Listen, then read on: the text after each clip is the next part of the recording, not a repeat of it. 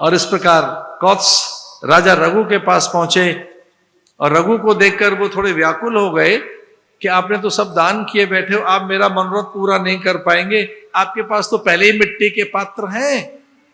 पर रघु ने कहा कि भले ही मेरे पास मिट्टी के पात्र हैं, पर मेरे पास सत्य संकल्प तो है ना, मैं कुबेर के साथ युद्ध करूंगा और तुझे कितना धन चाहिए तेरे गुरु के आश्रम में सोने की वर्षा करवा दूंगा मैं। कुबेर को जब ये पता लगा तो धन वृष्टि करने लगे और इस प्रकार से 14 कोटि मुद्राएं उस आश्रम में। वो गुरु भी कैसे थे, उन्होंने कहा मुझे तो अपने शिष्य के संकल्प की और उसके व्रत और विद्या की परीक्षा लेनी थी, वो सारा धन वापस कर दिया गया। ऐसे थे राजा रघु। उन्हीं के वंशजों में अज, और अज से दशरथ।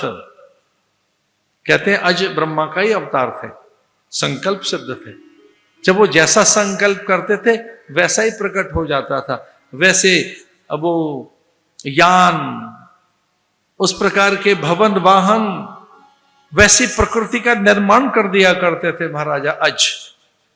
पूछा था एक बार वशिष्ठ ने, उनके ही गुरुदेव ने उनसे पूछा कि आप में इतनी सामर्थ्य आई कहां से? ये मैंने ऐसे मंत्र तो कुछ बताए ही नहीं आपको, मैंने वो विद्या तो आपको दी ही नहीं है, पर प्रत्येक संकल्प में एक नई रचना आप कर सके, इतनी दिव्य शक्तियां आपको अर्जित हो गई हैं, ये क्या है? तो गुरुदेव वशिष्ठ के चरण छूकर महाराजा अज ने कहा था कि मेरा व्रत है कि मैं उस दिन अपने प्राण त्याग दूंगा जिस दिन मैं झूठ बोलूंगा, इसे सपने में मिथ्या भाषण नहीं करूंगा। तो मेरा सत्य का व्रत है, मेरा सत्य का संकल्प है। दूसरा, ये सारी वस्तुएं मेरी नहीं है, ये प्रसाद में मुझे प्राप्त हैं, तो इन पर मेरा कोई अधिकार नहीं। और तीसरा, मैं जितना परमात्मा को आदर देता हूं उतना ही सामान्य भिक्षुक का भी मैं आदर कर सकूं, ये मेरा व्रत है।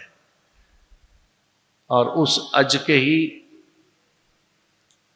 संकल्प से दशरथ पैदा हुए। ये मैंने कहा राम की जरा वंशजों का हम पता तो लगाएं, वो कौन थे? रघु, खड़वांग, दीर्घतमा, दीर्घबाहु, अज, अज से दशरथ, और दशरथ से भगवान राम। जब जब दशरथ स्वर्ग में जाया करते थे, इंद्र उनके लिए आसन नहीं लगाता था। इंद्रलोक में, स्वर्ग में किसी भी अतिथि अभ्यागत आगंतुक के लिए, बड़े से बड़े व्यक्ति के लिए आसन ही लगाया जाता था, लेकिन दशरथ के लिए कभी आसन नहीं लगा।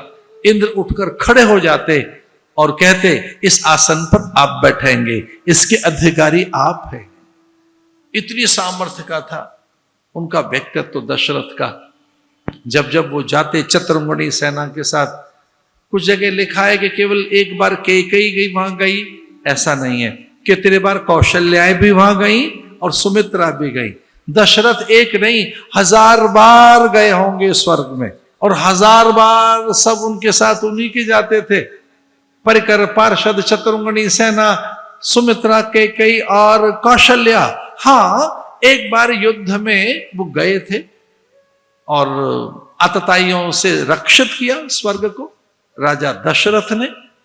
मूर्छित भी हो गए थे कुछ देर के लिए, कैकेयी की उंगली भी घायल हो गई थी, रथ का पहिया न गिर पड़े, अपनी उंगली उन्होंने लगा दी थी। आंख खुली राजा दशरथ की, लहूलवान उंगली देखी अपनी पत्नी की, शोणित बह रहा है। तब एक नई गाथा आरंभ होगी। वरदान मांग लिए, कौन से वरदान, उस तरफ हम चलेंगे। आज का पहला दिन, और उस पहले दिन में कथा की भूमिका है। कथा का एक अपना एक तत्व, साधन और दर्शन तय करना होता है। तो ये कथा अंतःकरण के परिष्कार के लिए, शुभ संकल्प की जागृति के लिए, व्यक्तित्व निर्माण के लिए, अज्ञान जन्य विकारों की निवृत्ति के लिए हम कैसे श्रवण कर सकें, और अंततः हमारे जीवन का लक्ष्य भगवत प्राप्ति ही है, उसकी कैसे सिद्धि हो सके, इस कथा में हम विचार करेंगे। ये बहुत दिनों के बाद ऐसे किसी समय में कथा की जा रही है कि जो अपराह्न से लेकर और संध्या में सिमट जाएगी। आप कथा के अभ्यासी हैं, संस्कारवान हैं, साधक हैं, विचारवान हैं। आइए इस कथा का सप्ताह क्रमानुसार आप आनंद लें। शेष प्रसंगों की चर्चा कल करेंगे। कथा में जो समय का नियमन किया गया है वो ये 3 घंटे का ही है।